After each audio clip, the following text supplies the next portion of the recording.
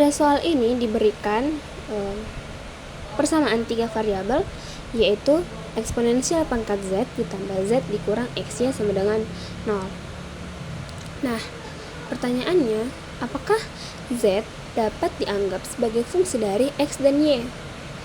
Untuk menyelesaikan ini, kita akan menggunakan konsep penurunan implisit, yaitu di mana z dapat dianggap sebagai fungsi dari x dan y apabila turunan dari z tidak sama dengan 0.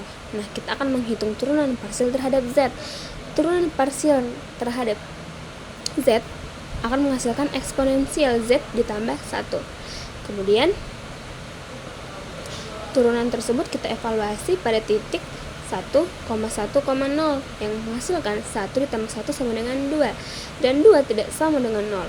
Karena turunan parsial terhadap z tidak sama dengan 0, maka syarat tersebut aman. Jadi z dapat dikatakan sebagai fungsi dari x dan y. Sekarang kita akan menghitung turunan x dan y terhadap z. Turunan x terhadap z akan menghasilkan minus y, dan turunan y terhadap z akan menghasilkan minus x. Nah, kita akan mensubstitusi yang menghasilkan turunan terhadap x akan menghasilkan setengah, dan turunan terhadap y akan menghasilkan setengah. Jadi kesimpulannya, z dapat dianggap sebagai bagian dari x dan y. Kemudian hasil turunan terhadap x dan y akan sama-sama menghasilkan setengah. Pada soal yang kedua, kita akan membentuk pendekatan linear atau linearisasi dari z, x, y di sekitar titik 1,1.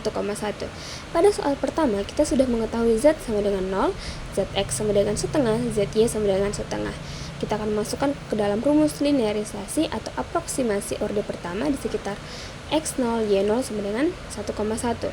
Nah, kita akan memasukkan nilai-nilai di atas yang menghasilkan 0 ditambah setengah dikali x kurang 1 ditambah setengah dikali y dikurang 1 akan menghasilkan setengah dikali x tambah 2 tambah y dikurang 2. Nah, pada soal yang ketiga, kita akan mengambil nilai integral lipat 2 dengan menggunakan pendekatan linear. Pada daerah R sama dengan pada daerah R dari 1 sampai 1,2.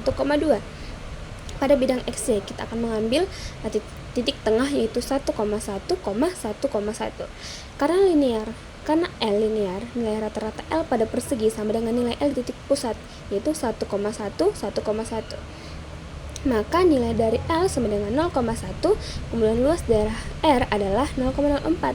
Kita akan mengkalikan luas daerah R dikali L 1,1, 1,1 akan menghasilkan aproksimasi integral lipat 2 dengan linearisasi adalah mendekati 0,004.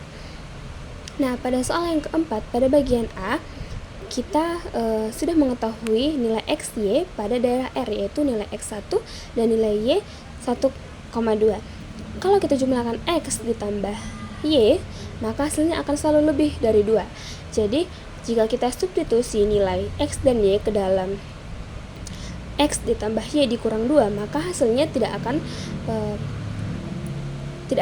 kurang dari 2. Dengan demikian, ini menunjukkan bahwa z, x, y cenderung bernilai positif pada R. Kemudian pada bagian B, apa makna tanda integral terhadap posisi permukaan? Yaitu secara keseluruhan permukaan berada di atas bidang z sama dengan 0 di atas daerah R. Jadi rata-rata ketinggian permukaan di atas R sekitar 0,11